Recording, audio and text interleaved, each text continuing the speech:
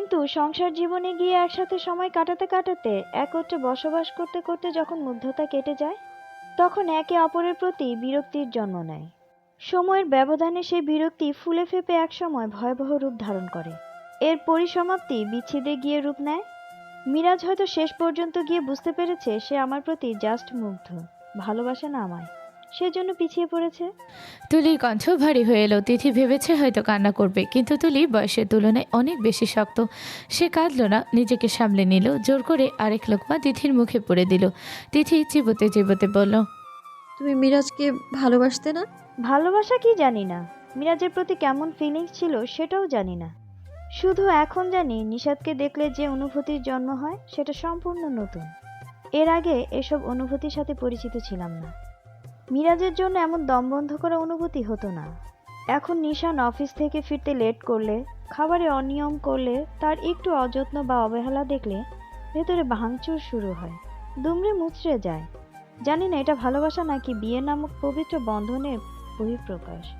তিথি নীরবে কাঁদছে। কান্নার কারণে ক্ষণে ক্ষণে তার শরীরে কাঁপুনি দিচ্ছে। তুলি বিস্ময় নিয়ে তিথির মাথায় হাত বুলিয়ে দিল। তিথি হঠাৎ তুলিকে জড়িয়ে ধরল। কিছুটা সময় নিয়ে নিজেকে নিয়ন্ত্রণ এনে বলল, আল্লাহর কালামের অনেক শক্তি তুলি। কবুল অনেক ভারী একটা শব্দ। 3 কবুলের কাছে পৃথিবীর জাগতিক সব তুচ্ছ। একটা সময় গিয়ে ঠিক নিশান ভাই তোমার প্রেমে পড়বে, আর তুমি নিশান ভাইয়ের। তুমি সুখী হও। সম্পদ ঘরে ঢুকে ভরকে গেল। গলা খাকারি দিয়ে নিজের উপস্থিতি বোঝালো। তিথি এক পলক বিরক্তি নিয়ে সম্পদের দিকে চেয়ে আবার তুলিকে জড়িয়ে ধরল। সম্পদ অস্ফুট স্বরে বিড়বিড় করে বলল, আমাকে তো চোখে পড়বে না, আমি তো ভোলাটাইল মেটাল। নিজের বরকে তো চোখে পড়বে না, জানা কথা। গরুর মতো ঘাস চিবানোর জন্য বিয়ে করেছে। এগিয়ে এসে পানির গ্লাসটা তিথির দিকে এগিয়ে দিল। হাসি মুখে বলল, খাওয়ানো শেষ? তুলি তিথিকে ছাড়িয়ে উঠে দাঁড়ালো। বলল, তুলি দরজা ফিরিয়ে চলে গেল। তিথি চোখ মুখ মুছে অন্যদিকে তাকিয়ে আছে। সম্পদ পাশে বসে বলল, তুমি অত ছেচ খাতো না কেন? দুটো করে কথা বলবে, 1 লিটার করে পানি খরচ করবে। তিথি রাগে চোখে তাকাতে সম্পদ বুকে হাত চেপে বলল, এভাবে তাকাবে না প্লিজ, এখানে জ্বলে পড়ে যায়। তিথি রাগে চোখে তাকাতে সম্পদ বুকে হাত চেপে বলল। সম্পদের মুখভঙ্গিতে তিথির প্রচণ্ড হাসি পেল। হাসি লুকাতে সে দ্রুত মুখ ঘুরিয়ে নিল। সম্পদ উঠে গিয়ে টেবিল থেকে মেডিসিনের বাক্সটা নিয়ে আসলো। সূক্ষ্মভাবে প্রেসক্রিপশন পরখ করে এক গাদা ট্যাবলেট খুলে হাতে রাখলো। হাতের তালুতে সবগুলো নিয়ে তিথির দিকে বাড়িয়ে দিল। এতগুলো ট্যাবলেট একত্রে দেখে তিথি শুকনো ঢোকিল। অসহায় চোখে একবার সম্পদের দিকে তাকালো। সম্পদের মুখে কঠোরতা। সে চোখ দিয়ে ইশারা করতে তিথি মুঠোয় পড়ে সবগুলো ট্যাবলেট একত্রে খেয়ে ফেলল। সম্পদ হাসি মুখে বলল, গুড গার্ল। তিথি কোনো উত্তর দিল না। সম্পদ তিথির হাতের গ্লাসটা হাতে নিল। তিথির খাওয়া অর্ধ গ্লাস পানিকে চুমুক দিয়ে বলল। তোমার ডান হাতটা দেখি। তিথি কৌতূহল নিয়ে প্রশ্ন করলো। আমার ডান হাতে কি 6টা আঙুল? এত হাত দেখতে চান কেন? যেদিন প্রথম আমায় দেখতে এলেন সেই দিনও বললেন তোমার হাতের আঙুল দেখি। আজব। সম্পদ মিষ্টি করে হাসলো। যে কেউ সে হাসিতে নিজেকে হারাতে বাধ্য। তিথি দ্রুত চোখ সরিয়ে নিল। সম্পদ সম্পূর্ণ খালি গ্লাস করে নিজে থেকে তিথির ডান হাতটা টেনে হাতের ভাঁজে নিল।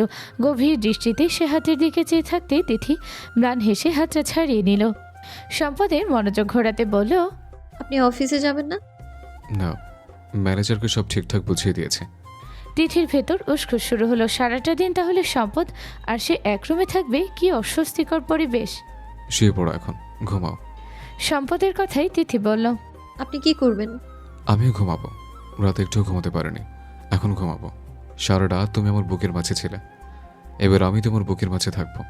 সম্পদের নির্বিকার সুরে তিথি ভরকে গেল। লজ্জা মিশ্রিত চোখে এদিক ওদিক তাকালো। নিজেকে স্বাভাবিক করে বলল, রাতের জন্য সরি, আমি নিজের মধ্যে ছিলাম না। আই উইশ এরপর থেকে প্রতিটা রাত, প্রতিটা দিন, প্রতিটা সময় তুমি নিজের মধ্যে না থাকো, শুধু আমার মাঝে থাকো।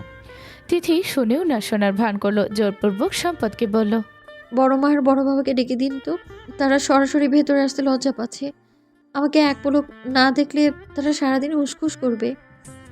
এখনো ডেকে দিতে হবে না? মানে একটু ঘুমাও, দুপুরে কথা বলো। আপনি এখনই ডেকে দিন না। থাক, আপনাকে ডাকতে হবে না, আমি নিজে ডাকছি। তিথি সঙ্গে সঙ্গে গলা উঁচিয়ে বলল, বড় মা, বড় মা, বড় বাবা, কোথায় আপনারা? সম্পদ এক লাফে বিছানা ছেড়ে উঠে দাঁড়িয়ে দূরে গিয়ে দাঁড়ালো।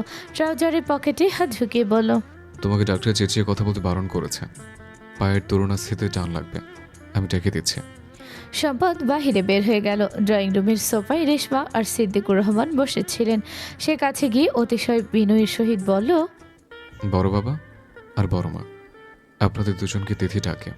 ওনারা উঠে তিথি রুমের দিকে পা বাড়ালেন। সম্পদ সোফায় বসে পড়ল। প্যান্টের পকেট থেকে ফোনটা হাতে নিয়ে স্নেহাকে কল করলো। স্নেহা ফোন তুলল না, তার মানে সে অলরেডি ভার্সিটি চলে গেছে।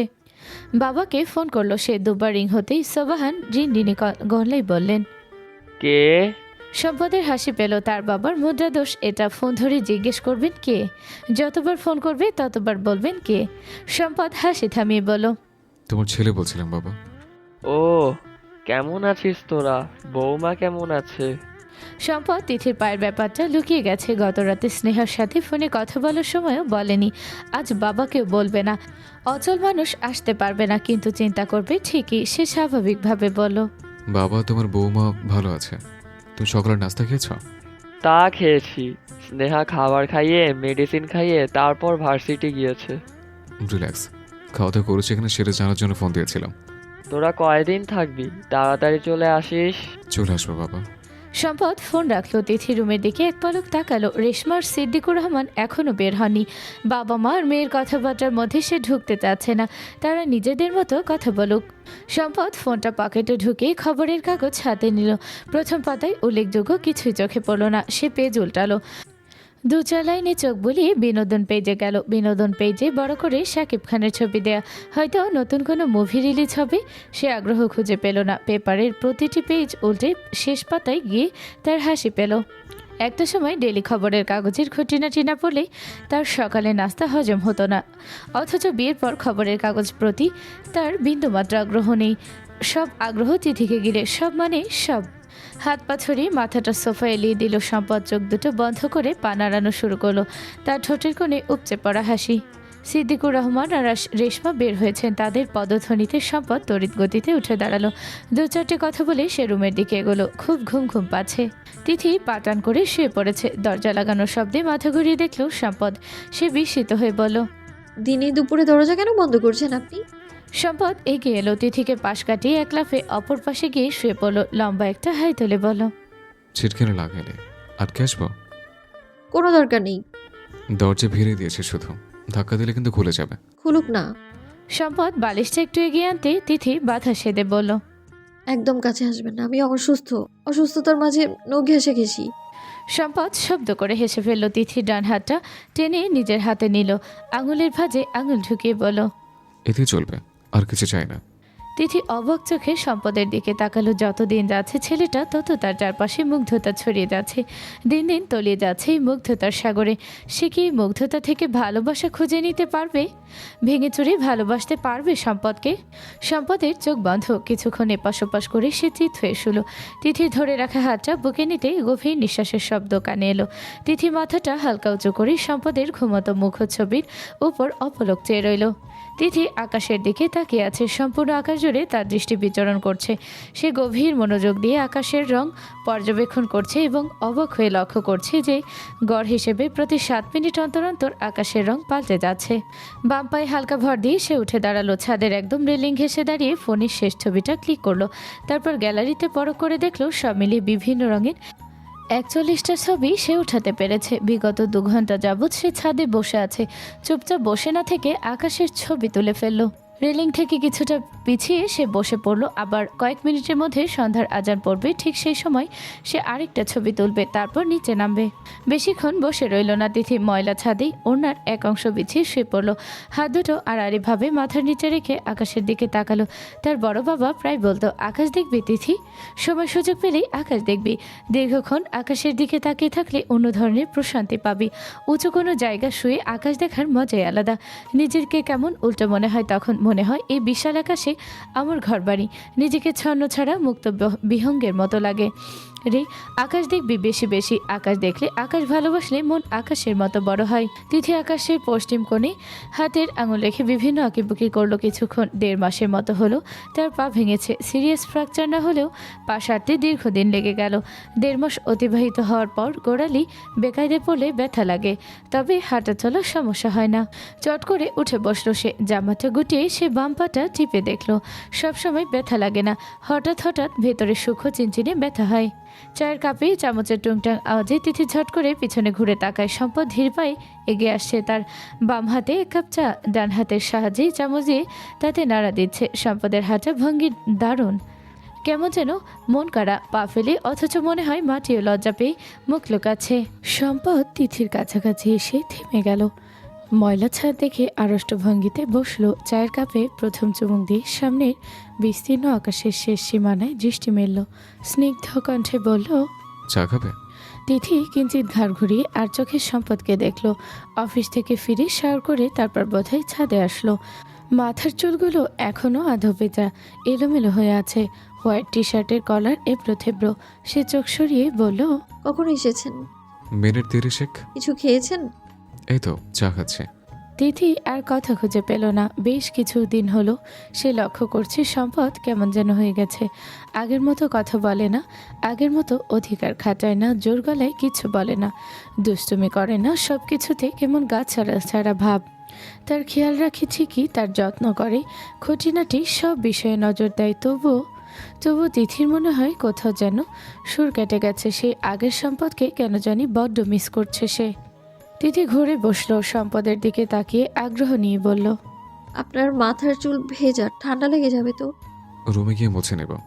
তিথির চোখ সরু হয়ে এলো। সম্পদের উত্তর তার জোৎসই হলো না।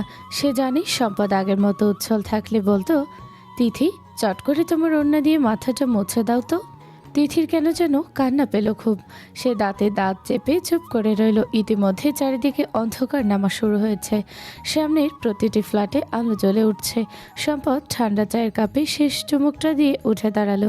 গম্ভীর কণ্ঠে বলল, কয়েক ফোঁটা অশ্রু গড়িয়ে তিথির গালে পড়ল। ভাগ্যিস অন্ধকার বলে সম্পদের চোখে পড়ল না।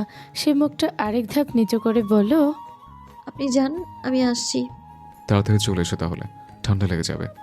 সিঁড়িতে ধূপধাপ পা ফেলার শব্দ মিলিয়ে যেতেই তিথি ডুকরে কেঁদে উঠল। সে বেশ বুঝতে পারছে সম্পদ পাল্টে যাচ্ছে দিন দিন।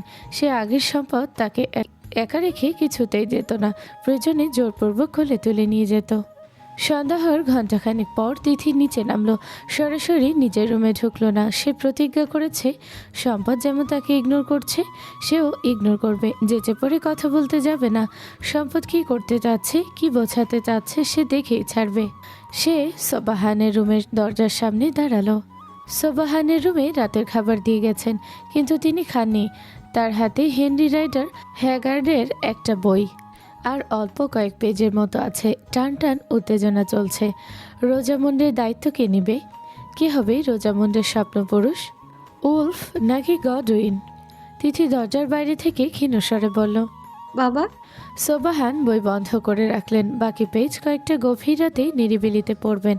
আপাতত চিন্তা করা যাক এরপর কি হয় বা কি হবে। এতে ছোট্ট একটা পরীক্ষা হয়ে যাবে। তার কল্পনা শক্তি কেমন তার পরীক্ষা। তিনি হাসি মুখে বললেন। তিথি রুমে আসলো। বেশ কিছুদিন হলো সে শাড়ি পরা বাদ রেখেছে। লম্বা লম্বা গোলজামা পরে, মাথায় ওড়না পেঁচিয়ে সে সোবাহানের পাশে বসে বলল, খাবার খাইয়ে দিই বাবা। সোবাহান চোখের চশমাটা খুলে রাখলেন। চশমা ছাড়া তিথিকে দেখতে তার ভালো লাগে। তিনি হাসি মুখে বললেন। তিথি ভাতের প্লেট হাতে নিয়ে ভাজি দিয়ে মিক্সড করলো। হাসি মুখে সোবাহানের মুখে খাবার তুলে দিল। ডিনার শেষে তিথি অনেকক্ষণ স্নেহার রুমে গল্প গুজব করলো।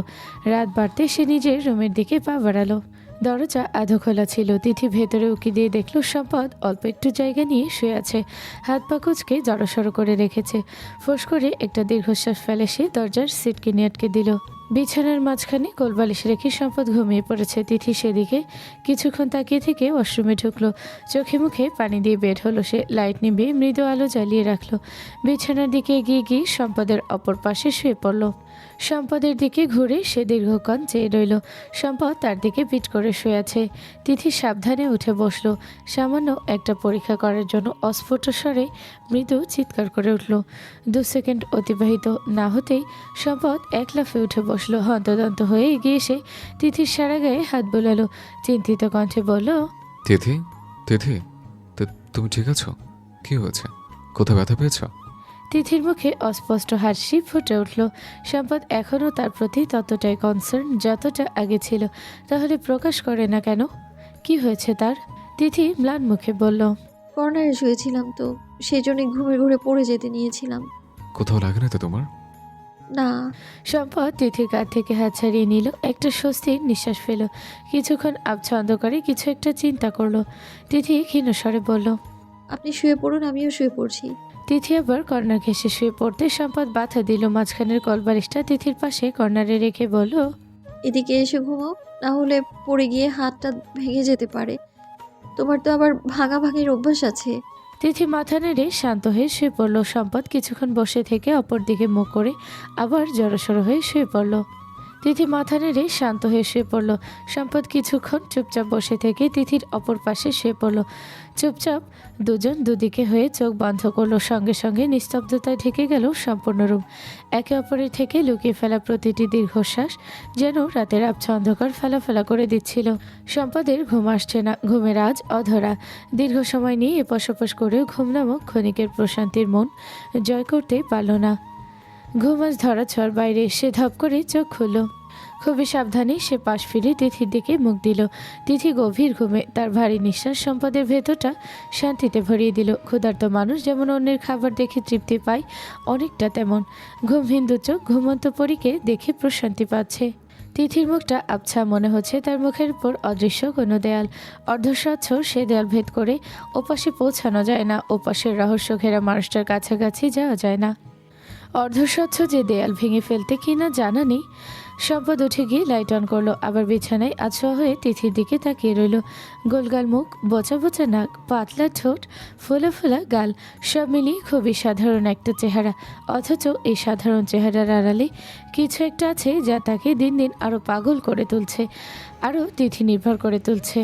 তিথি বাম কাত হয়ে শুয়ে আছে। সম্পদ আরও একটু এগিয়ে গেল, বাম হাতটা দিয়ে তিথির মুখের সর্বত্র আলতো হাতে স্পর্শ করলো। কি আছে এই মেয়ের মধ্যে যার জন্য তাকে এতটা ভালোবাসতে ইচ্ছে করে? নিজেকে চূর্ণ বিচূর্ণ করে, টুকরো টুকরো করে শুধু তার জন্য বিলিয়ে দিতে ইচ্ছা করে। কেন তাকে পৃথিবীর সব দুঃখ আর অশুভ থেকে লুকিয়ে বাঁচিয়ে রেখে বুকের খাঁচায় বন্দি করে রাখতে মন চায়? কেন সাত জাগে পৃথিবীর সব সুখ তার পায়ের নিচে ফেলতে? কেন মনে ইচ্ছে জাগে তাকে আদরে আদরে আর ভালোবাসায় ভরিয়ে তুলতে? তিথি ঘুমের মধ্যে নড়ে চড়ে উঠল। সম্পদ দ্রুত নিজের হাতটা সরিয়ে আনলো। তিথি বিড়বিড় করে কিছু একটা বলছে। অস্পষ্ট হলেও সম্পদ জানে সে কি বলছে, কার কথা বলছে। সে দ্রুত মুখ ঘুরিয়ে নিল। বহুদিন পর, বহু বছর পর তার দৃষ্টি ছলছলে হয়ে উঠল। মায়ের মৃত্যুর পর সে দ্বিতীয়বার কখনো কেঁদেছিল কিনা মনে নেই, তবে আজ কাঁদতে ইচ্ছে করছে, হাউমাউ করে কাঁদতে ইচ্ছে করছে। সম্পদ দ্রুত উঠে দাঁড়ালো, প্রায় দৌড়ে ওয়াশরুমে ঢুকলো। শাওয়ার ছেড়ে তার নিচে দাঁড়ালো। ঠান্ডা পানির স্পর্শে তার শরীর কেঁপে ওঠে। চোখ বন্ধ করে এক হাতে মাথার চুলগুলো কপাল থেকে সরালো। ঘণ্টাখানিক পর ভেজা কাপড়ে বের হলো। আলমারি থেকে ড্রেস নিয়ে কাঁপতে কাঁপতে চেঞ্জ করে আসলো। মাথা মুছে ফতোয়ার ওপর জ্যাকেট পরে নিল সে।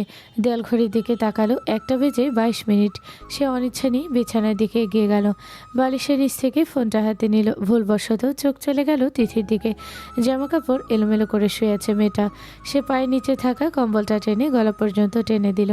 তিথি মাথার উপর স্লথ গতিতে ঘূর্ণায়মান ফ্যানের দিকে এক পলক চেয়ে একটু পাওয়ার বাড়িয়ে দিল। তারপর বেলকনির কাজ ঠেলে বাহিরে বের হলো। ফোনটা হাতে নিয়ে কল লিস্টে ম্যানেজারের নাম সার্চ করলো। নাম্বার চোখের সামনে, কিন্তু ফোন করবে কি করবে না তা নিয়ে দ্বিধাদ্বন্দ্বে ভুগছে। এত রাতে ফোন করা কি ঠিক হবে? ভাবতে ভাবতে সে ফোন দিয়ে ফেললো। একবার রিং হতেই কল রিসিভ হলো। ওপাশ থেকে বিস্মিত গলায় তার ম্যানেজার বলল, স্যার আসসালামু আলাইকুম। কোনো সমস্যা স্যার? সব ঠিকঠাক আছে তো স্যার? স্যার কোনো দুর্ঘটনা ঘটেনি তো স্যার? এই মাঝরাতে বিক্ষিপ্ত মন নিয়েও সম্পদের হাসি পেল তার ম্যানেজার সবুজ। খুবই কর্মঠ একটা ছেলে। সবেমাত্র গ্রাজুয়েশন কমপ্লিট করেছে। বয়সে তার থেকে কিছুটা ছোট হবে। কাজে কর্মে খুবই পটু। তার একটাই সমস্যা, একটা সেন্টেন্সে হাজারখানিক বার স্যার করবে। সে বেশ কয়েকবার বারণ করেছে, কিন্তু সবুজ অপারগ। সবুজের ভাষ্যমতে তার বাবা প্রাইমারি স্কুলে টিচার ছিল। দিনরাত টিচার অ্যাটিটিউড নিয়ে চলতো। বাসায় বই ধরিয়ে রাখতো সারাক্ষণ, এবং পড়াশোনার সময় তাকে স্যার বলে ডাকা লাগতো। সেই সুবাদে বহুবার বাবাকে স্যার বলে ডাকতে ডাকতে চট করে স্যার শব্দটা চলে আসে। সম্পদ সবুজকে আশ্বস্ত করে বলল, সব ঠিকঠাক আছে। তুমি এত রাত অব্দি জেগে রয়েছ? আমি তো ভেবেছিলাম ঘুমিয়ে পড়েছ। সবুজ এক্সাক্ট কোনো আনসার দিতে পারল না। তার তোতলানো স্বরে সম্পদ বুঝতে পারলো গার্লফ্রেন্ডের সাথে কথা বলেছে হয়তো। সে প্রসঙ্গ পাল্টে বলল, আমার ফিনল্যান্ড যাওয়ার সব পেপার ঠিক হয়েছে? ইয়েস স্যার, পেপারস প্রসেসিংয়ে আছে। 2-3 দিনের মধ্যে ভার্সিটির তত্ত্বাবধানে থাকা ইন্টারভিউ বোর্ড থেকে আপনাকে ডাকবে স্যার। কারোর সাথে যোগাযোগ করতে হলে আমাকে জানাবে। আর যত দ্রুত সম্ভব সব ঠিকঠাক করো। As early as possible. আমি ফরেনে মুভ করতে চাই। ইয়েস স্যার, আপনি কোনো চিন্তা করবেন না স্যার। 2-3 সপ্তাহের মধ্যে ভিসা, পাসপোর্ট সব জোগাড় হয়ে যাবে স্যার। আচ্ছা, রাখছি। আমার অবর্তমানে বিজনেসের সব কিছু তুমি হ্যান্ডেল করবে। আমার শ্বশুর মাঝে মধ্যে আসা যাওয়া করবে। 6 মাস দেখতে দেখতে চলে যাবে। সম্পদ ফোন কাটলো, বেলকনি চেয়ার সরিয়ে সে ফ্লোরে বসে পড়ল। বাকি রাতটুকু এখানে কাটাবে সে। একা থাকার অভ্যাস করতে হবে তাকে। একা, সম্পূর্ণ একা। পরবর্তী দিনগুলোতে তাকে ভয়ঙ্কর সব পরীক্ষা দিতে হবে। নিজের অনুভূতির সঙ্গে অস্ত্রহীন যুদ্ধে নামতে হবে যে। সকালবেলা ঘুম ভাঙতেই অভ্যাসবশত তিথির পাশে তাকালো। সম্পদ নেই, বিছানা খালি। সে উঠে বসলো। ঘুম কিছুতেই ছাড়তে চাইছে না। বসে বসেই সে ঝিমানো শুরু করলো। ওয়াশরুম থেকে বের হলো সম্পদ। ফুল গেটআপে তিথির দিকে এক পলক চেয়ে ড্রেসিং টেবিলের সামনে দাঁড়ালো। শীতল কণ্ঠে বলল, তিথি, রেডি হয়ে নাও। যাওয়ার পথে ভার্সিটি নামিয়ে দেব। সম্পদের এত ঠান্ডা কণ্ঠ তিথির ভেতরটা নাড়িয়ে দিল। মুহূর্তে ঘুম উবে গেল। সেখানে সে ভর করলো একরাশ অভিমান। মুখটা ঘুরিয়ে সে বলল, আপনি চলে যান, আমি স্নেহার সাথে গেলেই হবে। সম্পদ মাথার চুলগুলো পরিপাটি করে বলল, তাহলে তো প্রবলেম সলভড। কত সহজে বলল প্রবলেম সলভড। সত্যি কি সমস্যার সমাধান হয়ে গেছে? তার ভার্সিটি যাও সম্পদের কাছে সমস্যা মনে হয়? তিথির মন খারাপ ভাব দ্বিগুণ হলো। গায়ের কম্বল সরিয়ে সে ক্ষিপ্র পায়ে ওয়াশরুমে ঢুকে গেল। তিথি চলে যাওয়ার পর সম্পদ বিষণ্ণ দৃষ্টিতে ওয়াশরুমের দিকে চেয়ে রইল। জীবন তাকে এমন একটা জায়গায় এনে দাঁড় করিয়েছে, না পারছে সইতে আর না পারছে সব স্বাভাবিক করতে। সে শক্ত হাতে গলার টাই বাঁধল। চলুক জীবনের মতো।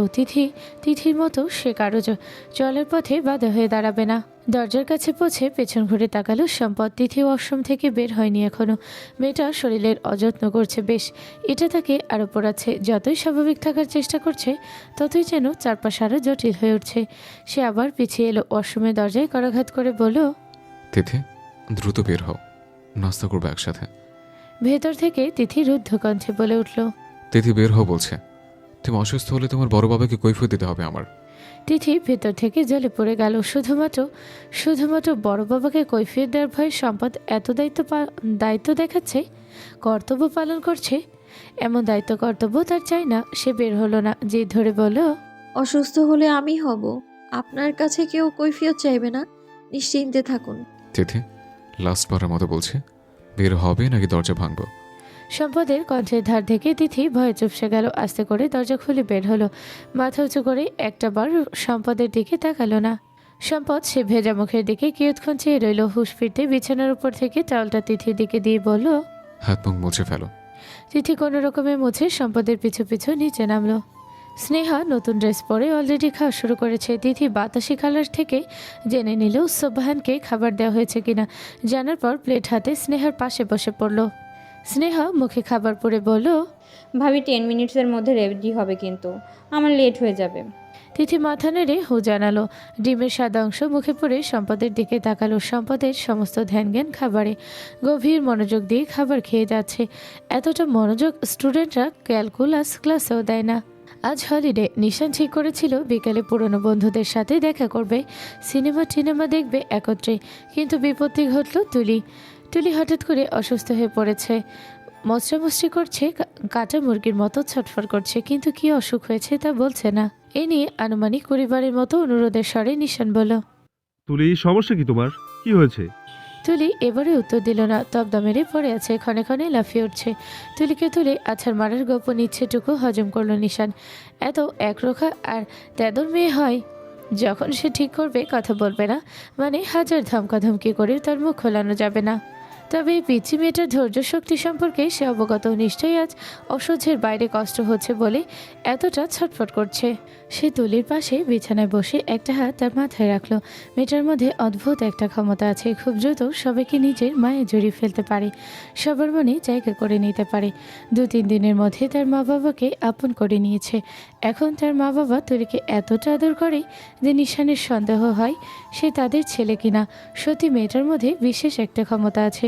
ইতিমধ্যে তার মনে উল্লেখযোগ্য একটা স্থান করে নিয়েছে মেয়েটা। নিশান তুলির মাথায় হাত বুলিয়ে নরম গলায় বলল, তুলি, বলো আমায়, কোথায় কষ্ট হচ্ছে? তুলি শুকনো খটখটে চোখ দুটো মুহূর্তে পানিতে ভরে উঠল। এই একটা মানুষের সামনেই সে খোলস পরে থাকতে চায় না, নিজেকে আড়ালে রাখতে চায় না, ভালো থাকার অভিনয় করতে চায় না। চোখ দুটো বন্ধ করলো সে, সাথে সাথে কয়েক ফোঁটা জল গড়িয়ে কানের কাছে পৌঁছালো। সে কাঁদতে কাঁদতে বলল, পেটে ব্যথা করছে, ভীষণ ব্যথা করছে, নাড়ি ভুড়ি সব ছিঁড়ে যাচ্ছে। এতক্ষণে নিশান খেয়াল করলো তুলি মাঝে মাঝে পেটে হাত চেপে কেমন যেন করছে। সে দিকবিদিক জ্ঞান শূন্য হয়ে শাড়ি নিচ দিয়ে ডান হাতটা তুলির পেটে রাখলো। চিন্তিত কণ্ঠে বলল, হঠাৎ পেট ব্যথা করছে কেন? অ্যাপেন্ডিসাইটিসের ব্যথা? ও গড, অ্যাপেন্ডিক্স কেটে ফেলতে হবে। কষ্টের মধ্যেও তুলি ঠোঁটের কোণে ব্যথাতুর হাসি ফুটে উঠল। নিশানের হাতের উপর নিজের হাতটা রেখে বলল, চিন্তার কিছু নেই, ঠিক হয়ে যাবে। এ ব্যথা প্রতি মাসেই হয়। আচমকা নিশান বুঝতে পারলো এটা কিসের ব্যথা। বুঝতে পেরেই লজ্জায় মিয়ে গেল সে। তুলির পেট থেকে হাত সরিয়ে এক লাফে উঠে দাঁড়ালো। হড়বড় করে বলল, আমি এক্ষুনি ফার্মেসি থেকে ঘুরে আসছি। তুলি বাধা দিয়ে বলল, যাবেন না, আপনি কোথাও যাচ্ছিলেন বোধহয়। সিনেমা দেখতে যেতে চাইলাম। ওখানেই যান, আমার ব্যথা আপনি আপনি ঠিক হয়ে যাবে। নিশান মনে মনে বলল, গুল্লি মারি সিনেমা দেখার। মুখে বলল, চুপচাপ থাকো তো, আমি আসছি। সে রুম থেকে বের হয়ে এলো। আগে ফার্মেসি গেল না, প্রাথমিক চিকিৎসা দিতে হবে। হ্যাঁ, এক পলক ড্রয়িং রুমে চোখ বোলালো, কেউ নেই। মা বাবার বিকেলবেলা ঘুমানোর অভ্যাস আছে।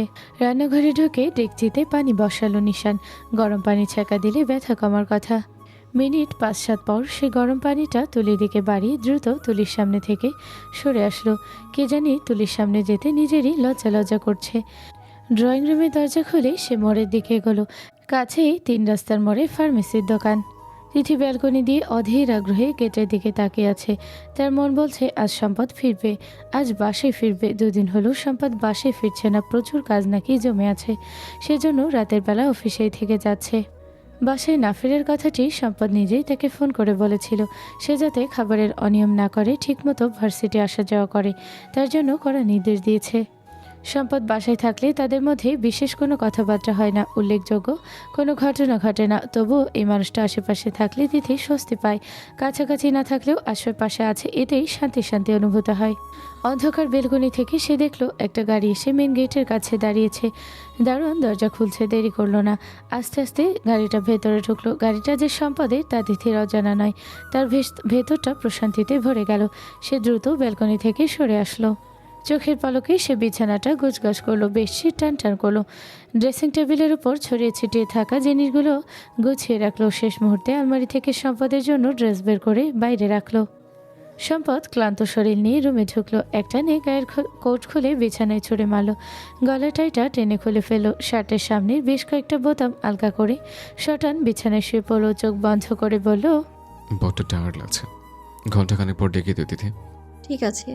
তিথি কিছুক্ষণ সম্পদের দিকে চেয়ে রইল, অতঃপর সুইচ টিপে ফ্যানটা বন্ধ করলো। রিমোট হাতে নিয়ে এসি অন করলো। সে রুমে থাকলে সারাক্ষণ এসি অফ করা থাকে। এসি অন করলেই তার মাথাটা ভার লাগে, মাথা ধরা শুরু হয়ে যায়। সেজন্য প্রথম দিন থেকেই সম্পদ এসি অফ রাখে। রুমে লাইট বন্ধ করে রুম অন্ধকার করলো তিথি। ফোনটা হাতে আবার ব্যালকনিতে এসে বসলো। বেশিক্ষণ থাকতে পারলো না। 9:30 বেজে গেছে, ডিনারের সময় হয়ে গেছে, নিচে নামতে হবে। আবছা অন্ধকারে বিছানায় হাত পা ছড়িয়ে ছিটিয়ে শুয়েছে সম্পদ। তিথি ডাকলো না। 11টা-12টার দিকে ডেকে দিলেই হবে। হঠাৎ করে বড্ড মায়া অনুভব হলো মানুষটার প্রতি। মনের কোনো ইচ্ছা জাগলো সম্পদের মাথায় একটু হাত বুলিয়ে দিতে। দুপায়ে গিয়ে 3 পা পিছিয়ে এলো সে। কিছুক্ষণ চুপচাপ দাঁড়িয়ে ঘুরে দাঁড়ালো। সে নিচে নামলো। সম্পদের খাবারটা উপরে নিয়ে আসতে হবে। সম্পদের ঘুম ভাঙলো রাত 12টার দিকে। কারো ডাকাডাকিতে নয়, স্বইচ্ছায়।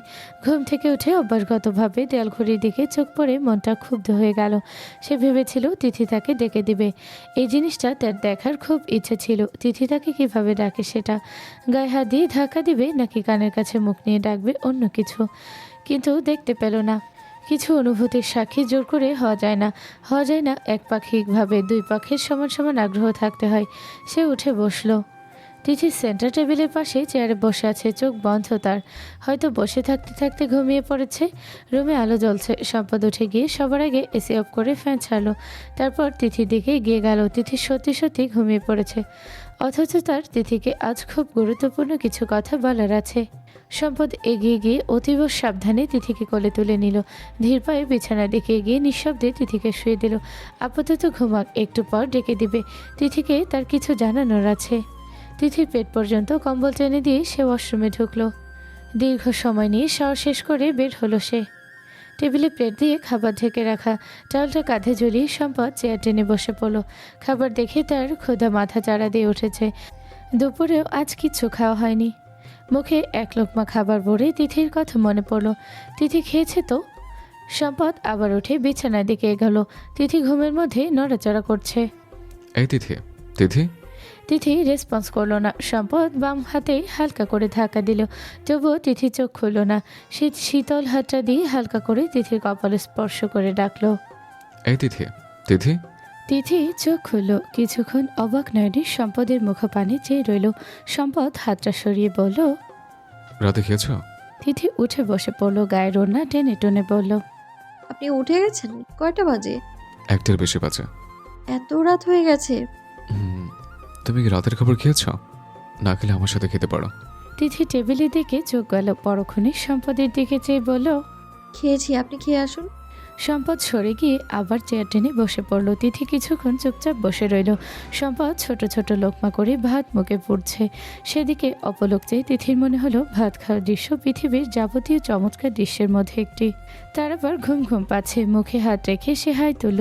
সম্পদের দিকে তাকিয়ে বলে উঠল, আপনার কিছু লাগবে? না হলে ঘুমিয়ে পড়বো। সম্পদের হাত থেমে গেল। এক দৃষ্টিতে ভাতের দিকে চেয়ে রইল। কত অকপটে তিথি বলছে তার কিছু লাগবে কিনা, অথচ তার যেটা সবচেয়ে বেশি প্রয়োজন সেটা তিথি তালাবদ্ধ করে রেখেছে। তার মন অবধি সে কিছুতেই প্রবেশ করতে পারছে না। অবশিষ্ট ভাতে পানি ঢেলে সম্পদ উঠে দাঁড়ালো। ওয়াশরুমের দিকে যেতে যেতে বলল, আমার কিছু লাগবে না তিথি, তবে এখনই ঘুমিয়ে পড়ো না। আমার ইম্পর্টেন্ট কিছু বলার আছে তোমায়। সঙ্গে সঙ্গে তিথির বুকের ভেতর ধক করে উঠল। ঘুম তল্পা গুটিয়ে পালালো। সম্পদ কি বলবে তাকে? ভয়ানক কিছু? ঘুটঘুটে অন্ধকার বেলকনিতে বেশ দূরত্ব রেখে দুজন বসে আছে। দুজনের দৃষ্টি সম্মুখ পানে। বাহিরে হিমশীতল বাতাস, হাড় চিরবির করে উঠছে ক্ষণে ক্ষণে। তিথি গায়ের ওড়নাটা চাদরের মতো পেঁচিয়ে নিল। 15-20 মিনিট হলো তারা বেলকনিতে বসে আছে। সম্পদের তাকে কিছু বলার আছে, অথচ সম্পদ তাকে কিছুই বলছে না। সে মাথা ঘুরিয়ে সম্পদের দিকে তাকালো। সম্পদের মুখ অস্পষ্ট, অন্ধকারে শুধু একটা অবয়বের মতো। সে অবয়বের দিকে চট করে তাকালে পিলে চমকে ওঠে। তিথি তীক্ষ্ণ স্বরে বলল, রুমের আলো জ্বালিয়ে আসি, বেলকনিটা একটু আলোকিত হবে। আপনি কি আমায় ভয়ানক সত্যি কিছু বলবেন? হয়তো তোমার জন্য তেমন ভয়ানক কিছু না। তিথি আর কথা খুঁজে পেল না। অনেক দিন হলো একই ছাদের নিচে দুজন, অথচ হঠাৎ হঠাৎ কথার খেই হারিয়ে ফেলে দুজনেই। সম্পদ অনেকক্ষণ পর বলল, আমি আগামীকাল বিদেশ চলে যাচ্ছি তিথি। বিজনেসের প্রোগ্রেসের জন্য ফ্যাশন ডিজাইনের উপর অনেক জ্ঞান থাকা প্রয়োজন, কিন্তু আমার এই ব্যাপারে মেধার প্রায় শূন্যের কোটায়। সেজন্য ফিনল্যান্ড ন্যাশনাল ইউনিভার্সিটি থেকে 6 মাসের জন্য ফ্যাশন ডিজাইনিংয়ের উপর একটা কোর্স করব। তিথি চুপচাপ রয়েছে। তার ভেতরে কোনো পরিবর্তন হলো কিনা তা সম্পদ বুঝতে পারছে না। তার অস্পষ্ট সে ছায়ামূর্তির দিকে চেয়ে সম্পদ আবার বলল, এখন আমি একা নই। এত বড় একটা সিদ্ধান্ত তোমায় জানি না উচিত ছিল, কিন্তু জানানো হয়নি। হুট করে সিদ্ধান্ত নেওয়া অবশ্য। ভার্সিটিতে সিলেক্টেড হয়ে যাবে সেটা ধারণাতে ছিল না। কিছুদিন আগে ইন্টারভিউ বোর্ড থেকে ডেকেছিল, তারা সিলেক্ট করেছে। এরপর ভিসা, পাসপোর্ট সহ সবকিছু আমার ম্যানেজার করেছে। 6টা মাস দেখতে দেখতে চলে যাবে তিথি। তাছাড়া আমার মনে হয় তোমার নিজস্ব একটা স্পেস দরকার। তুমি এখন আমার সাথে সহজ হতে পারছো না। ভেতরে ভেতরে একটা প্রেশার নিয়ে পড়াশোনা করবে কি করে? 2.5 মাস পর তোমার সেমিস্টার ফাইনাল এক্সাম। আশা করি আমার অবর্তমানে নিজেকে সুন্দর মতো গুছিয়ে ফেলবে, ভালো মতো স্টাডি করে পরীক্ষা দিবে। এই সময়টাতে তুমি যে কোনো জায়গায় থাকতে পারবে। আমাদের এখানেও থাকতে পারো, আবার তোমার বড় বাবার ওখানেও। তোমার মন যা চায় তাই করবে। আজকের পর থেকে তুমি সম্পূর্ণ মুক্ত। যা খুশি তাই করতে পারো, যা ইচ্ছে তাই হতে পারো। আমার বিদেশ যাওয়ার ব্যাপারে তোমার বড় বাবা জানেন, ওনার সম্মতি আছে। সম্পদ থামল। বুক চিরে একটা দীর্ঘশ্বাস বের করতে নিয়েও শেষ মুহূর্তে আটকে ফেলল। তিথি এখনও চুপচাপ। সম্পদ গভীর দৃষ্টিতে তিথির দিকে চেয়ে রইল। এমন একটা জীবন হয়তো তিথি চেয়েছিল। সে তো তাকে পাশে চায় না। সে অফিস থেকে ফিরলেই অস্বস্তিতে টইটম্বর হয়ে যায় তিথি। থাক, সামনের দিনগুলো নিজের মতো কাটাক, নিজের মতো স্পেন্ড করুক না। সে তার ভালোবাসাকে না হয় আরেকটা সুযোগ দিল। দৌড়াতে যদি তিথি তার ভালোবাসা বুঝতে পারে, তার অনুপস্থিতি যদি তিথির মনে তার জন্য জায়গা তৈরি করে। সম্পদের দৃষ্টি ঝাপসা হয়ে আসছে। অজানা অভিমানে ভেতরটা ভরপুর হয়ে উঠছে। সে উঠে পড়ল। তিথিকে অতিক্রম করে বেলকনির কাছ ঠেলে রুমে ঢুকলো। সম্পদ চলে গেছে আজ বিকেল 4টার দিকে। বিমানবন্দরে অপেক্ষা করবে বাকি সময়টুকু। রাত 10টার দিকে তার ফ্লাইট। চারিদিকে সন্ধ্যা মিলিয়ে গেছে। দিনের ফিনিক আলোকে দূরে সরিয়ে অন্ধকার চারপাশে আধিপত্য বিস্তার লাভ করেছে। তিথির মাথার ভেতর হাতুড়ি পেটার শব্দ হচ্ছে। মস্তিষ্কের প্রতিটি নিউরন যেন জট পাকিয়ে যাচ্ছে প্রতিনিয়ত। কাঁদতে কাঁদতে চোখ মুখ ফুলে ফেপে একাকার। সম্পদ যে তার জন্য এত বড় সারপ্রাইজ রেখেছিল তা ধারণার মধ্যে ছিল না। তিথির এখনও বিশ্বাস হচ্ছে না সম্পদ দেশ ছেড়ে চলে যাচ্ছে। তার মনে হচ্ছে সম্পদ ব্যাগপত্র গুছিয়ে অফিসে গেছে, রাত হলেই চলে আসবে। মন বললে কি হবে, সে জানে সম্পদ বিদেশে চলে যাচ্ছে, দূরে, বহু দূরে। তার বড় বাবা বড় মা সম্পদকে সিঅপ করতে এসেছিল। বড় বাবা তো এয়ারপোর্টে গেছে পৌঁছে দেওয়ার জন্য। তিনি তিথিকেও বাড়িতে যেতে বলেছিল বড় মায়ের সাথে, কিন্তু তিথি যায়নি। তার অভিমান জমেছে, বড্ড বেশি অভিমান জমেছে সম্পদের প্রতি। তারপর জমেছে বড় বাবার প্রতি। তিনি সব জানার পরও তিথিকে একবার জানানোর প্রয়োজন মনে করেনি। তিথি আবার ডুকরে কেঁদে উঠল। কাঁদতে কাঁদতে ঘুমিয়ে পড়েছিল তিথি। তার ঘুম ভাঙতে বালিশের পাশ থেকে ফোনটা হাতে নিল। পাওয়ার বাটন চেপে দেখলো রাত 2টা বাজে। মুহূর্তে তার ভেতর মোচড় দিয়ে উঠল। এতক্ষণে সম্পদ আকাশে উঠছে। তড়িৎ গতিতেই তার চোখ দুটো জলে ভরে উঠল। চোখ বন্ধ করে মাথার নিচের বালিশটা সরিয়ে বুকে জড়াতে হাতে খামের মতো কিছু একটা অনুভব করলো। অন্ধকারের মধ্যে সাদা ফকফকে কাগজ। সে দ্রুত চোখ মুছে কাগজটা হাতে নিল। উঠে গিয়ে লাইটটা অন করে কাগজটা নেড়ে চেড়ে দেখল ডাক্তারের প্রেসক্রিপশন রাখার মতো একটা খামের ভেতর সাদা পেজে কিছু লেখা। তিথি বুঝতে পারল চিঠি। দৌড়ে বিছানায় বসে সে পড়া শুরু করলো। চিঠি শুরুতে কোনো সম্বোধন নেই, সরাসরি লিখেছে, একটা সময় তোমার অবর্তমানে আমি তোমায় হাজার খানেক নামে ডাকতাম। তোমার নিয়ে লেখা কাগজে কত শত অদ্ভুত নাম দিয়ে সম্বোধন করতাম। সে লেখাগুলো কখনো স্থায়ী হতো না। লেখার পরপরই হয়তো ছেড়ে ময়লার ঝুড়িতে রাখতাম। অথচ আজ যখন এত তোড়জোড় করে শুধু তোমার জন্য তোমার নামে চিঠি লিখতে বসেছে, তখন সম্বোধন খুঁজে পাচ্ছি না।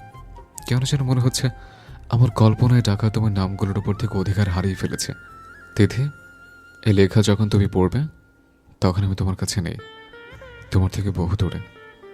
অথচ আমি যখন লেখাটা লিখছি তখন তুমি আমার পাশে শুয়ে আছো, গভীর ঘুমে। তুমি একটু পরপর নড়াচড়া করে বুকের ওড়না সরিয়ে ফেলছো, আর আমি ঠিক করে দিচ্ছি।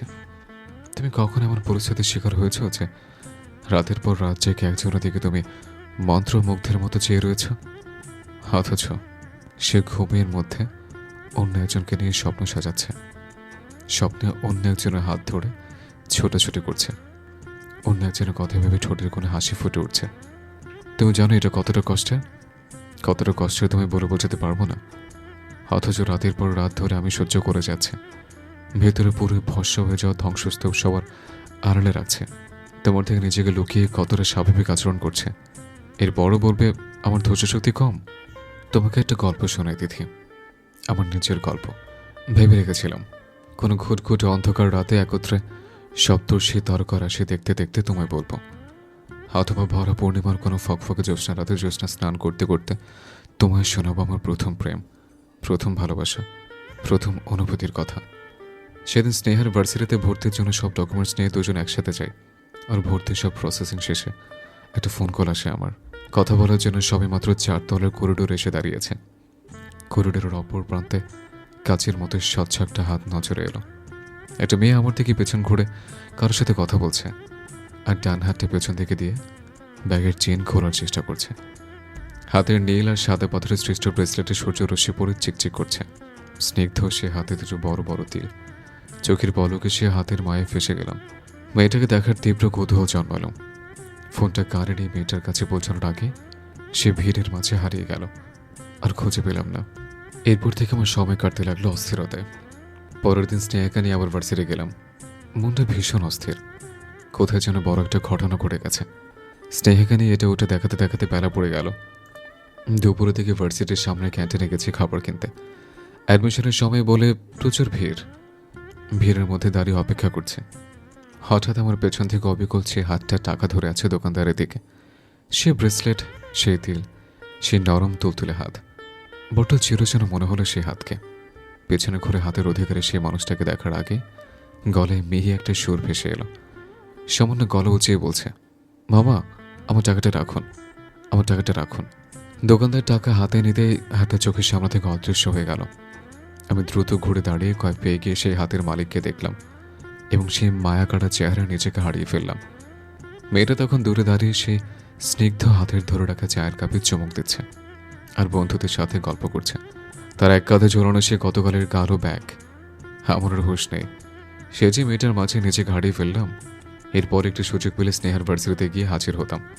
সে মেয়েটার নাম, পরিচয়, ডিপার্টমেন্ট, বাসের ঠিকানা এসব জোগাড় করতে আমার বহু বছর লেগে যায়। ততদিনে মেয়েটা আমার একমাত্র ধ্যান জ্ঞান হয়ে গেছে। সুযোগ পেলে তাকে নিয়ে কল্পনার শহর খুলে বসে, যে শহরে আমি আর সে হাত ধরে পাশাপাশি বসে আছে। কখনো বা হেঁটে গসে মিলিয়ে যায়। যত সময় যাচ্ছিল তত আমি আরও পাগল হয়ে যাচ্ছিলাম। তাকে ছাড়া খেতে পারি না, শুতে পারি না, ঘুমোতে পারি না, কাজে মন বসে না, মানে পুরো দস্তর যাচ্ছে দেওয়া অবস্থা। এর মধ্যে পরপর 7 দিন ভার্সিটিতে গিয়ে মেয়েটাকে দেখতে পেলাম না। হাসিরত আমার দম বন্ধ অবস্থা। আর উপায় না পেয়ে বাবাকে বলে মেয়েটার বাসায় বিয়ের প্রস্তাব নিয়ে গেলাম। মেয়েটার বাবা আমার পূর্ব পরিচিত। আমার প্রস্তাবে তিনি সানন্দে রাজি হলেন এবং মেয়েটা যে তার পালিত মেয়ে সেটাও বললেন। সবচেয়ে আশ্চর্যজনক যে কথার উনি বললেন সেটা হলো মেয়েটার সদ্য মন ভেঙেছে। নিশান নামক একটা ছেলেকে ভালোবেসে ভাঙচুর হয়ে গেছে সে। জানো তিথি, আমার পৃথিবীতে সেদিন উলটপালট হয়ে গেছিল যেদিন তোমার বড় বাবার থেকে জানতে পারলাম তুমি অন্য একজনকে ভালোবাসো। তবু আমার সে উলটপালট পৃথিবী গুছিয়ে তোলার জন্য তোমার হাত ধরতে চাইলাম। তোমার সদ্য ভেঙে চলে যাওয়া মনটা নতুন করে গড়ার দায়িত্ব নিলাম। তোমার প্রতি আমার ভালোবাসার উপরে এতটা বিশ্বাস ছিল যে তোমার বড় বাবাকে আমি কথা দিয়েছিলাম অল্প দিনের মধ্যে তোমার সব পুরনো ক্ষত আমি ভুলিয়ে দেব, তোমার জীবন নতুন করে সাজিয়ে তুলব, তোমায় আমাকে ভালোবাসতে বাধ্য করব, আমার ভালোবাসা দিয়ে তোমার সব দুঃখ মুছে দেব। কিন্তু আমি পারিনি। অল্পদিন কেন, টানা দুটো মাসে তোমার মনে বিন্দুমাত্র জায়গা করতে পারিনি। সব জেনে না জানা ভান করে রইলাম। কতটা স্বাভাবিক আচরণ করলাম তোমার সাথে। তবুও ঘুমের মধ্যে তোমার হাত ধরলে তুমি বিড়বিড় করে নিশার নাম জপ করো। তুমি একটু কাছে টানলে তোমার চোখের ভেতর আমি নয় অন্য একজনের প্রতিচ্ছবি দেখতে পাই। তুমি আমার মাঝে নিশানকে খোঁজো, যেটা আমি চাই না। আমি একজন ব্যর্থ প্রেমিক, একজন ব্যর্থ স্বামী। আমার উচিত আর সারা জীবন দেশে না ফেরা। আমি বুঝতে পেরেছি তোমার মনের দখলদারিত্ব আমি আর কখনোই নিতে পারবো না, কখনো না। ব্যর্থ আমি। এতে তোমার না হওয়া ব্যক্তিগত সম্পদ। শেষের দিকের পাতাগুলো পড়তে পড়তে তিথির চোখ ঝাপসা হয়ে গেছে। কাগজটা বুকের উপর নিয়ে সে বাচ্চাদের মতো কান্না শুরু করলো। তবু মনে রেখো, তবু মনে রেখো, যদি দূরে যাই চলে, যদি পুরাতন প্রেম ঢাকা পড়ে যায়, নব প্রেম জালে যদি থাকি কাছাকাছি, দেখিতে না পাও ছায়ার মতো আছি না আছি, মনে রেখো, তবু মনে রেখো। রুমে ক্ষীণ সুরে রবীন্দ্রসঙ্গীত বাজছে। ভেজা চলে ওয়াশরুম থেকে বের হলো তিথি। টালটা বিছানায় রেখে মাথায় হাত দিয়ে মাথার চুল ঝাড়া দিল। বিছানায় বসে সে টেবিলের দিকে তাকালো। টেবিলের উপর সম্পদের গম্ভীর চেহারার একটা বাঁধানো ছবি। সম্পদ চলে যাওয়ার পর তিথি ছবিটা লুকিয়ে বাঁধিয়ে এনেছে।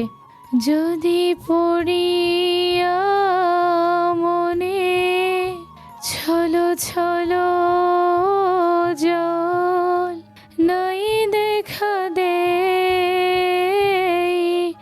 নয়ন কোণে, মনে রেখো, তবু মনে রেখো। সঙ্গীতের সাথে গুনগুন করে তিথি গলা মেলালো। উঠে দাঁড়িয়ে সম্পদের ছবিটা নিয়ে আবার বিছানায় বসলো। বাহিরে ঝড়ো হাওয়া বইছে। হঠাৎ করে বিজলি চমকালো।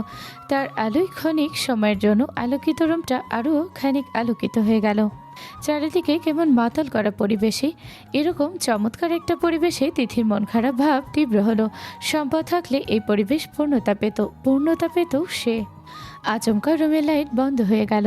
লোডশেডিং, বাহিরে বাতাসের বেগ বেড়ে চলেছে। ঘুটঘুটে অন্ধকারেও তিথির সম্পদের ছবির দিকে চেয়ে রইল।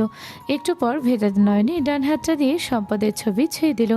আজ 3 মাস 4 দিন হলো সম্পদ দেশ ছেড়েছে। বড় করে শ্বাস নিয়ে তিথি সম্পদের ছবিটা বুকে জড়ালো।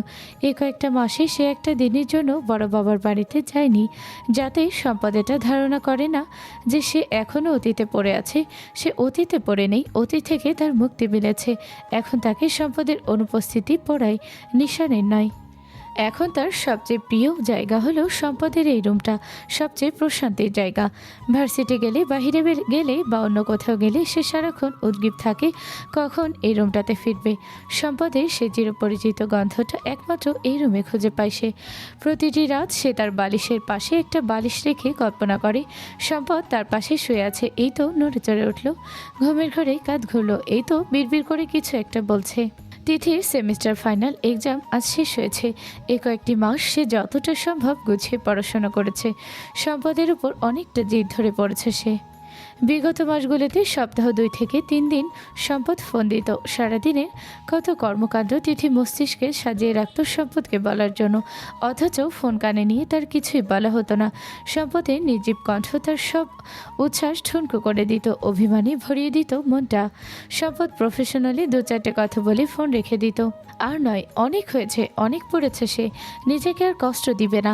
নিজের ক্ষত পূরণ করতে তার সম্পদকে পাশে চাই, কাছে চাই, সম্পদকে কাছে চাই, খুব কাছে। যতটা কাছে হলে সে আর দূরে যাওয়ার কথা কল্পনা পর্যন্ত আনবে না। সে কয়েকদিন যাবৎ ভেবে ভেবে একটা কঠিন সিদ্ধান্ত নিয়ে ফেলেছে। সম্পদকে সেও সারপ্রাইজ দিবে, সম্পদের কল্পনার বাহিরে সারপ্রাইজ। অন্ধকারে টেবিল হাতে ফোন খুঁজল তিথি, পেয়েও গেল।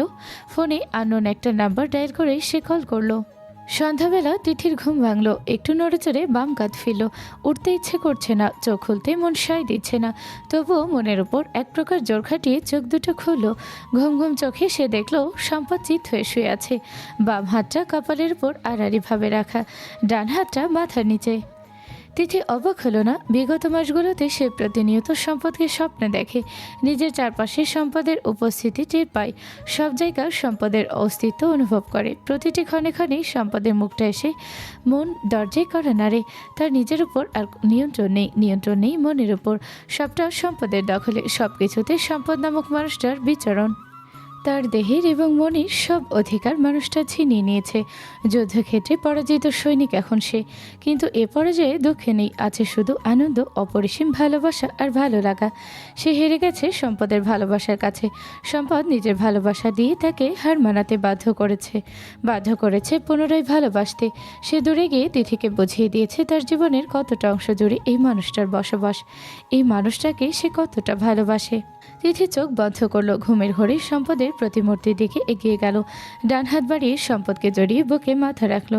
শুধু মাথা রেখে সে ক্ষান্ত হলো না। কিছুক্ষণ পর নড়ে চড়ে একদম সম্পদের উপরে উঠে গেল। 2 হাত বাড়িয়ে ভালো মতো জড়িয়ে ধরল সম্পদের বুকে মাথা রেখে, তবে শান্ত হলো। সম্পদের বুকে মুখ গুজতে হঠাৎ করে তার মস্তিষ্ক সচল হলো।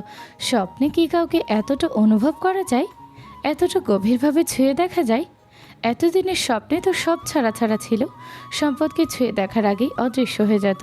ছুঁয়ে দিলেও এতটা অনুভব করতে পারতো না। কেমন যেন অগোছালো ছিল সব কিছু। কিন্তু আজ তিথি ধপ করে চোখ খুলল। সম্পদের বুক থেকে মাথা তুলে বড় বড় চোখ মুখ পানে তাকালো।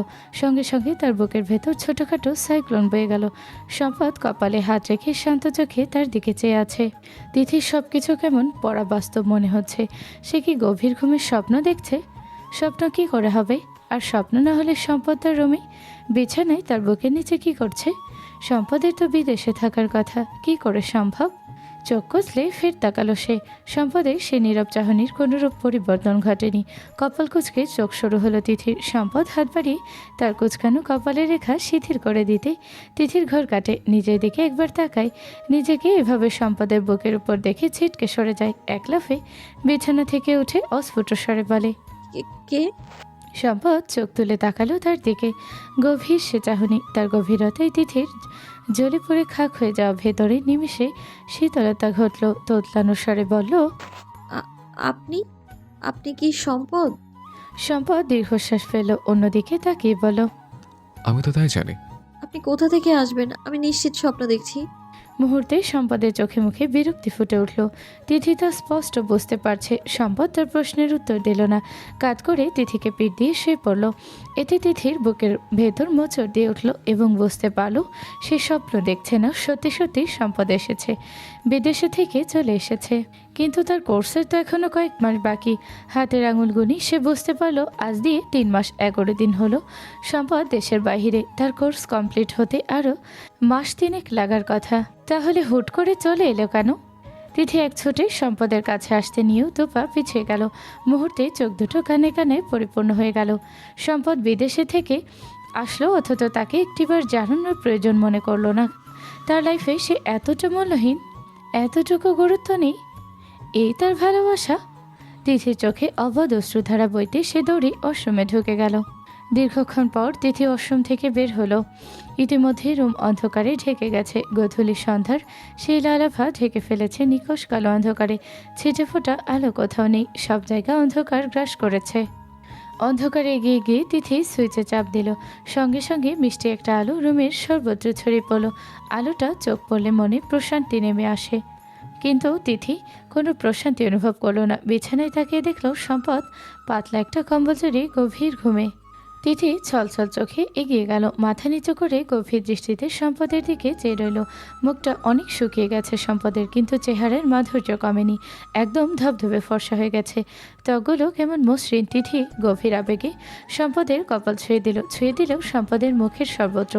ইস, কতগুলো দিন পর সে মানুষটাকে ছুঁয়ে দিতে পারছে, তীব্রভাবে অনুভব করতে পারছে। সম্পদ হালকা নড়ে চড়ে উঠতে সে দ্রুত সরে আসলো। আরেক পলক গভীর চাহনি দিয়ে চোখ মুছে বাহিরে বের হলো। ড্রয়িং রুমে আসতে স্নেহা জড়িয়ে ধরল তিথিকে। কয়েক সেকেন্ড পর ছেড়ে দিয়ে হাসি মুখে বলল। তিথি ফ্যাকাশেভাবে হাসলো, সেই সাথে তার সমস্ত সন্দেহের দ্বার বন্ধ হলো। তার মানে সম্পদ সত্যি সত্যি এসেছে। দুইবার ভাবতেই তিথির মনের ভেতর শোক পাখির গুঞ্জন শুনতে পেল। সে ম্লানভাবে বলল, আমি কিন্তু ভয় পেয়ে গিয়েছিলাম স্নেহা, সেই সাথে দারুণ হকচকিয়ে গেছি। বিকেলবেলা ঘুমালাম একা, ঘুম থেকে উঠে দেখি পাশে একজন, তাও আবার সেই মানুষটা যার এই মুহূর্তে বরফের দেশে থাকার কথা। কেমন হরর টাইপ না? স্নেহা শব্দ করে হেসে ফেলল। দুজন রান্নাঘরের দিকে এগিয়ে গেল। যেতে যেতে স্নেহা বলল, প্ল্যানটা কিন্তু আমার ছিল। ভাইয়ার অবর্তমানে তোমার দুঃখী দুঃখী ফেস দেখে আমার ভীষণ মায়া লাগছিল। সেজন্য প্ল্যান করে ভাইয়াকে বলে আসার কথাটা গোপন রাখলাম। এখন দেখো তোমাকে কতটা খুশি দেখাচ্ছে, চোখে মুখে লজ্জার আভা, যেটা একমাত্র ভাইয়ার কাছাকাছি থাকলেই তুমি পাও। হয়েছে, থামো এবার। কখন এসেছেন উনি? বিকেলবেলা তুমি রুমে যাওয়ার পরপরই। আমাকে ডেকে দিলে না কেন? আরে ভাবি, ডেকে দিলে তো সব ভেস্তে যেত। তাছাড়া ভাইয়া হুট করেই চলে এসেছে, কেউ জানে না। এয়ারপোর্ট থেকে ভাইয়ার ম্যানেজার সবুজ গিয়ে রিসিভ করেছে। তিথির চিন্তা হতে লাগলো, হঠাৎ করে মানুষটা চলে এলো কেন? তাকে সারপ্রাইজ দেওয়ার জন্য তো মনে হয় না।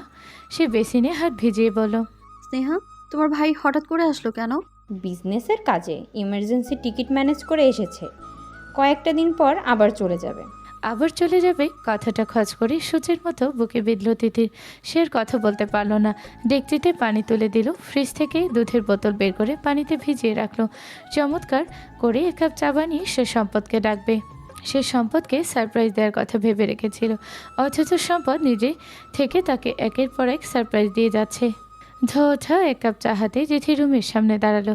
ভেতরে ঢুকতেই তার ভীষণ ভয় করছে। ভয়ের সাথে সাথে সর্বাঙ্গে এসে ভর করেছে তীব্র লজ্জা। নতুন বইয়ের মতো লজ্জা যেন তাকে কুরে কুরে খাচ্ছে। তার বুকের ভেতর ধুকপুক করছে। তীব্র বেগে রক্ত ছুটে চলেছে শিরা উপশিরা দিয়ে। হাত পা কাঁপছে। চায়ের কাপ থেকে ছলকে কয়েক ফোঁটা তার শাড়ির আঁচলে পড়েছে। ইতোমধ্যে ফ্রেশ হয়ে সে সম্পদের প্রিয় রং বেগুনি রঙের একটি পাতলা শাড়ি পরেছে। ডান হাতের কাপ ঠক ঠক করে কাঁপছে। বড় বড় করে শ্বাস নিয়ে তিথি নিজেকে ধাতস্থ করলো।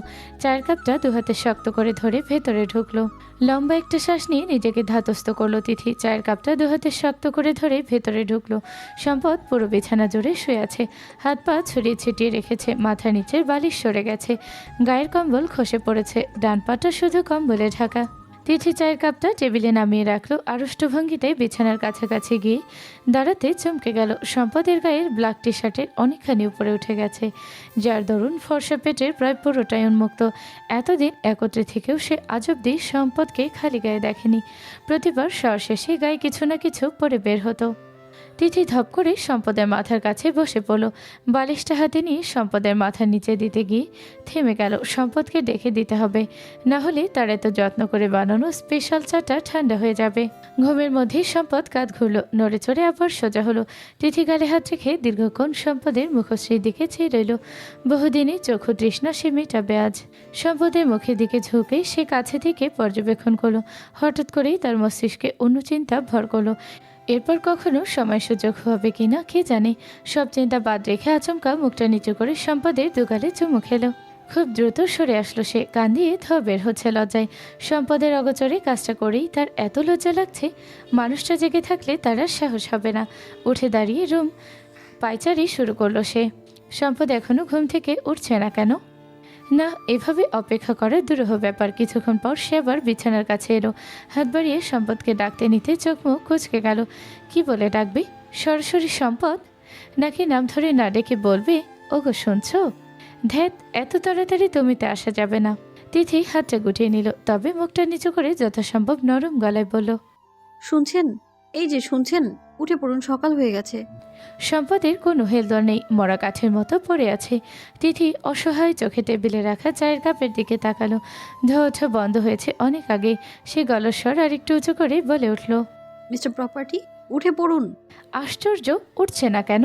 তিথির মন ক্ষীণ সন্দেহের দানা বেঁধে গেল। ইচ্ছে করে শুনছে না নিশ্চয়ই। সে দ্বিতীয়বার না ভেবে ড্রেসিং টেবিলের দিকে এগিয়ে গেল। পারফিউমের ভারী বোতলটা হাতে নিয়ে সম্পদের দিকে তাকিয়ে দুষ্টুমি ভরা হাসি দিল। বিছানা কাছে এসে একটু জোরে ফ্লোরে ঢিল দিয়ে ধপাস করে বসে ব্যথাতুর কণ্ঠে চিৎকার করলো। সেকেন্ডে ন্যানোভাগের এক ভাগ সময় লাগলো সম্পদের। তার আর্তনাদ কানে যেতে এক লাফে উঠে এসে ফ্লোরে বসে পড়ল। তিথির কাজ চেপে সমস্ত শরীরে নজর বোলালো। ভয়ার্ত গলায় বলল, কি হয়েছে? পড়ে গেছো তিথি? ব্যথা পেয়েছো কোথায়? এই তিথি। তিথি ফিক করে হাসতে নিয়ে শেষ মুহূর্তে নিজেকে সামলালো। চোখে মুখে ব্যথা ফুটিয়ে বলল, পারফিউমের বোতলটা হাত থেকে পড়ে, পায়ের উপর পড়ে গেছে, হাড়গোড় সব ভেঙে গেছে বোধ হয়। সম্পদ ভয়ানক চিন্তিত চোখে তিথির দিকে এক পলক তাকালো। পরক্ষণে তিথির পা দুটো দুহাতে নেড়ে চেড়ে দেখে বলল, কোন পায়ে? কি কোন পায়ে? আরে ব্যথা পেয়েছো কোন পায়ে? একটু দেখে শুনে কাজ করতে পারো না? পারফিউমের বোতলটা আমি বিকেলে ওখানে রেখেছি, সম্পূর্ণ নতুন এবং ভীষণ ভারী। ঠিক ওটাই তোমার পায়ের উপর ফেলতে হবে। আমি কি ইচ্ছে করে ফেলেছি? কোন কাজটা তুমি ইচ্ছে করে করো? বাদ দাও। কোন পায়ে লেগেছে? ডান পায়ে। ডান পায়ে ভয়ানক জ্বলছে। সম্পদ আর অপেক্ষা করলো না, হুট করে তিথিকে কোলে তুলে নিল। সঙ্গে সঙ্গে তিথির সর্বাঙ্গে ঠান্ডা একটা কাঁপুনি দিয়ে গেল। এই প্রথম সম্পদের স্পর্শে এলোমেলো হয়ে গেল। তার হৃৎপিণ্ড লাফাচ্ছে, গলা শুকিয়ে আসছে। মনে হচ্ছে সে সত্যি সত্যি অসুস্থ হয়ে যাবে। নিজের শরীরের কাঁপুনি থামানোর জন্য সে দুহাতে শক্ত করে সম্পদের গলা জড়িয়ে ধরে চোখ বন্ধ করলো। ততক্ষণে সম্পদ ওয়াশরুমে ঝুঁকেছে। বেসিনের উপর তিথির পাটা রেখে ট্যাপ ছেড়ে দিল। ঠান্ডা পানির স্পর্শ পেয়ে তিথির কাঁপুনি আরেক ধাপ বেড়ে গেল। হাত দুটো শক্ত করে সম্পদের বুকে মাথা চেপে রাখলো।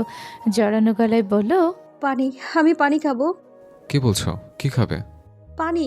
ওকে, আরেকটু অপেক্ষা করো, পাটা আরেকটু ভেজে নে। তিথি ধপ করে চোখ খুলল। সম্পদের মুখের দিকে ঝাপসা চোখে তাকালো। তার দৃষ্টি অন্যরকম হয়ে আসছে। এই মানুষটা তার সামান্য একটু ব্যথায় পাগল হয়ে যায়। তার একটু কষ্ট হলে নিজে কেমন অগোছালো হয়ে যায়। তার প্রতিটি বিপদে আগলে রাখে। অথচ এমন একটা মানুষের থেকে সে এতদিন দূরে থেকেছে। তাকে কতটা কষ্ট দিয়েছে ভাবতে তার নিজের উপর রাগ লাগলো। মাথাটা এলিয়ে আবার সে সম্পদের বুকে রাখলো। ক্রমেই ভিজে ওঠা চোখ দুটো বন্ধ করে ক্ষীণ স্বরে বলল, পায়ে আর ব্যথা নেই, ঠিক হয়ে গেছে। সম্পদ কনফার্ম হওয়ার জন্য আবার জিজ্ঞেস করলো, সত্যি বলছো তো? ব্যথা নেই শিওর? পুনরায় ট্যাপটা বন্ধ করে সম্পদ রুমে আসলো। তিথিকে বিছানায় শুয়ে দিয়ে গ্লাসে পানি ঢালো। এগিয়ে এসে গ্লাসটা তিথির দিকে বাড়িয়ে দিল। তিথি খাটে হেলান দিয়ে বসে পানির গ্লাস হাতে নিল। এক চুমুক দিয়ে হাতে গ্লাস ধরে রাখলো। সম্পদের দিকে চোখ পড়তে দেখলো ড্রেসিং টেবিলের ড্রয়ারে কিছু খুঁজে যাচ্ছে। তিথি কৌতূহল নিয়ে প্রশ্ন করলো, কিছু খুঁজছেন? কি লাগবে? সম্পদ মাথা ঘুরিয়ে তিথির দিকে তাকালো। তার চোখ মুখ চিন্তা ক্লিষ্ট। ঝটপট বলল, ব্যথার স্প্রে ছিল ড্রয়ারে, কোথাও দেখেছো? স্প্রে করতে হবে, সামান্য একটু লেগেছে, ব্যথা নেই, একদম ঠিক হয়ে গেছে। তোমাকে যা জিজ্ঞেস করছি তাই বলো, স্প্রে কোথায়? তিথি এক লাফে বিছানা ছেড়ে উঠে দাঁড়ালো। সম্পদকে অশান্ত করতে হাসি মুখে বলল, এই দেখুন না, আমি একদম ঝাক্কাস আছি, নো ব্যথা নো স্প্রে। সম্পদ ঝড়ের গতিতে এগিয়ে এসে তিথির কাজ চেপে আবার শুয়ে দিল। ধমকের সুরে বলল, লাঠি দিয়ে পিটিয়ে বাকি ঠ্যাংটা ভেঙে দেব। চুপচাপ শুয়ে থাকো, আমি স্প্রে করছি। তিথি মুখ গোমরা করে শুয়ে রইল। নিজের গালে নিজের চর বসাতে ইচ্ছে করছে। কি এক মুসিবতে পড়ল। একটু রোমান্টিক কথাবার্তা বলতে চেয়েছিল আজ রাতে, অথচ সম্পদ কি সিরিয়াস মুখ করে আছে।